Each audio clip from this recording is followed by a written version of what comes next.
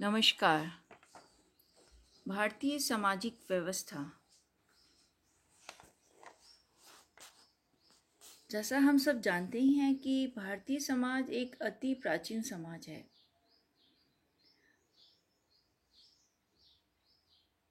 भारत का लगभग 4000 वर्ष का इतिहास है और एक दीर्घकालीन सांस्कृतिक विकास की प्रक्रिया को प्रकट करता है, जिसमें भारतीय समाज की मूल परंपराएं पूर्ण रूप से विकसित हुई हैं। साथ ही वैदिक संस्कृति के इसी युग में सामाजिक संगठन की संस्थागत आधारशिलाएं एवं वैचारिक मान्यताएं भी विकसित हुई हैं। जब हम भारत की बात करते हैं तो भारत में का अगर हम इतिहास देखें तो जो हमारा सामाजिक व्यवस्था थी, सामाजिक संगठन था, उसमें वर्ण व्यवस्था थी, आश्रम व्यवस्था थी, जाति व्यवस्था थी, लिंग विभेदीकरण था, साथ ही ग्राम प्रधानता थी, जो सामाजिक संगठन की एक प्रमुख संस्थागत आधारशिलाएं हैं। आज भी विश्व में धर्म, कर्म, पुनर्जन्म, पुरुषार्थ जो हमारी प्रमुख वैचारिक मान्यताएं हैं, साथ ही मध्यम काल और आधुनिक काल में इन संस्थागत आधारशिलाओं में भी काफ़ी परिवर्तन हुआ है, परंतु इनका महत्व किसी न किसी रूप में समकालीन भारतीय समाज में भी पाया जाता है। पिछले कुछ वर्षों में हम राष्ट्र निर्माण, राष्ट्रीय पहचान, राष्ट्रीय चरित्र, राजनीतिक विकास तथा राजनीतिक आधुनिकीकरण की अवधारणाओं का प्रयोग राजनीति शास्त्र, समाजशास्त्र और राजनीतिक समाजशास्त्र में व्यापक रूप से करने लगे हैं। इन सभी प्रक्रियाओं में राज्य की भूमिका जो है वो भी आज एक मार्मिक चर्चा का विषय माना जाता है। अगर हम देखें तो ये सभी प्रक्रियाएं यद्यपि परस्पर संबंधित हैं, फिर भी ये एक अपना अलग ही महत्व रखती हैं। राष्ट्र निर्माण एवं राष्ट्रीय पहचान की प्रक्रियाएं आज इन सभी में सबसे अधिक चर्चा एवं वाद विवाद का विषय रही है। एम.एन. श्रीनिवास के अनुसार राष्ट्र निर्माण की समस्या सभी राष्ट्रों, विशेष रूप से एशिया, अफ्रीका, लैटिन अमेरिका और जो नवनिर्माण राष्ट्र हैं उनमें एक सामान्य समस्या है।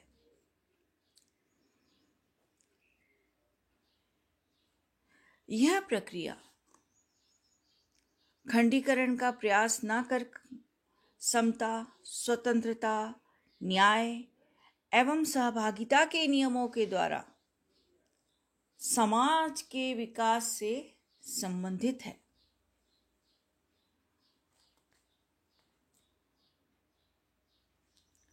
अगर हम बात करते हैं कि अनेक राष्ट्रों ने जब प्रजातंत्र की मांग की थी, जैसे एशिया, अफ्रीका, लैटिन अमेरिका, वहाँ पर राजनीतिक चेतना और राष्ट्रवाद के विकास को प्रोत्साहन देने में राजनीतिक आधुनिकीकरण ने अपनी एक महत्वपूर्ण और सटीक भूमिका निभाई है।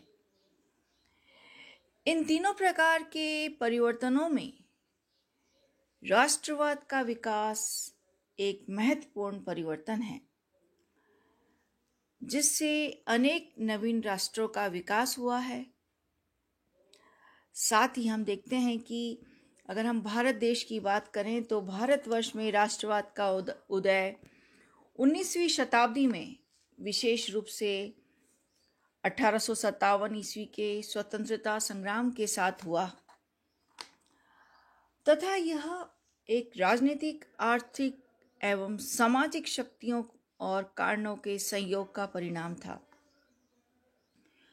राष्ट्र के निर्माण के लिए सबसे जरूरी है कि राष्ट्रवाद का विकास होना अनिवार्य है। राष्ट्र की निर्माण की प्रक्रिया को समझने के लिए हमें सबसे पहले यह समझना पड़ेगा कि राष्ट्र की अवधारणा क्या है। Concept of nation. नेशन जो यह एक अंग्रेजी भाषा का शब्द है जो लैटिन भाषा के नेशियो से लिया गया है, जिसका अर्थ होता है कि एक ही स्थान पर जन्म लेना या एक ही प्रजाति में जन्म होना। अगर हम राष्ट्र का शाब्दिक अर्थ देखें तो राष्ट्र शब्द का अर्थ सामान्य प्रजाति में या किसी सामान्य स्थान पर जन्म लेने वाले लोगों से है। अगर हम दूसरे शब्दों में से कहें तो हम यह कह सकते हैं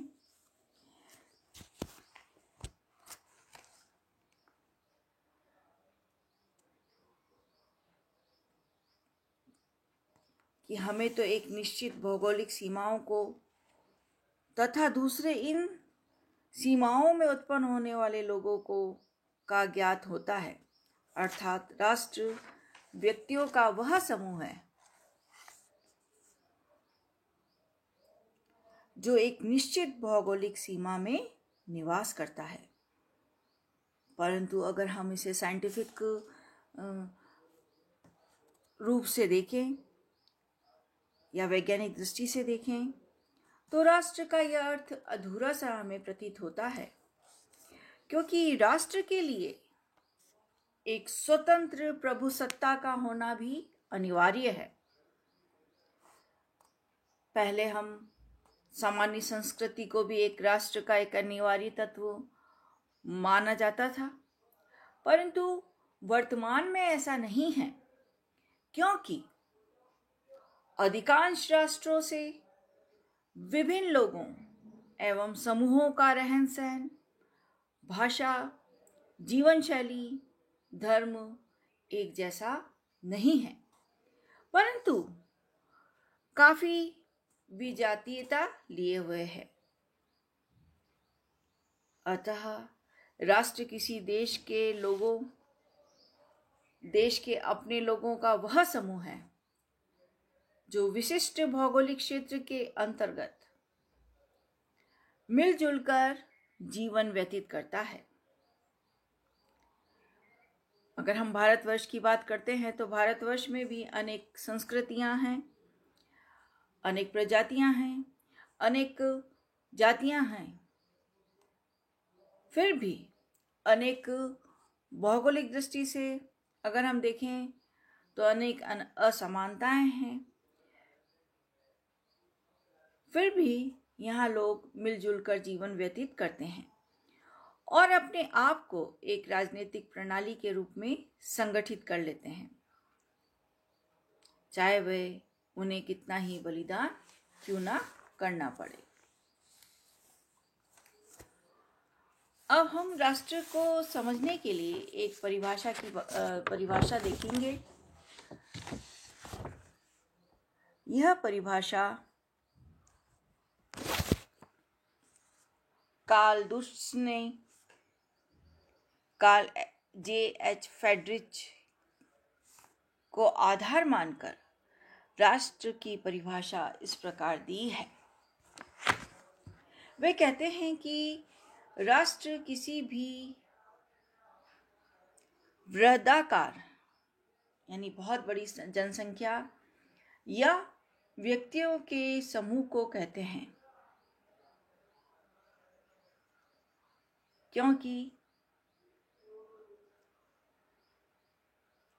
अगर हम इसका अर्थ देखें तो इस अर्थ में स्वतंत्र है कि उस पर बाहर से शासन नहीं किया गया जाता। बाहरी व्यक्तियों के सहयोग एवं संचार की अनुकूलन क्षमताओं और अभिप्रेरणाओं की तुलना में अपनी सहज और विविध सामाजिक संचार और सहयोग की सुस्पष्ट तथा प्रभावी आदतों के आधार पर ये संशक्तिशील है। इसी के आधार पर हम कह सकते हैं कि यह राजनीतिक रूप से संगठित है। वह प्रभावी शासन का उपयोग करने वाली सरकार के लिए एक निर्वाचन क्षेत्र प्रदान करता है। और इस अर्थ में अगर हम देखें तो ये स्वायत्त है। वह सरकार के शासन को प्रभावी बनाने के लिए इसे अभिनंदन, सहमति, अनुपालन तथा समर्थन प्रदान करता है। इस अर्थ में हम देखते हैं कि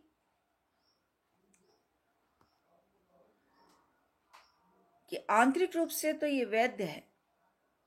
उसके अनुपालन एवं सरकार को समर्थन देने की आदतें या कम से कम राजनीतिक सहयोग एवं राष्ट्र की सदस्यता, विश्व के बारे में व्यापक विश्वासों तथा उनकी प्रकृति, व्यक्तित्वों व संस्कृति से संबंधित है, जिससे कि उनके समर्थन द्वारा कठिन समय में भी इनके स्थायित्व को बनाए रखने की संभावना रहती है। तो इस तरह से हम देखते हैं कि राष्ट्र क्या है। अब नेक्स्ट में हम देखेंगे क्या भारत में राष्ट्रीयता का उद्भव एवं विकास किस तरह से हुआ। Thanks, have a nice day.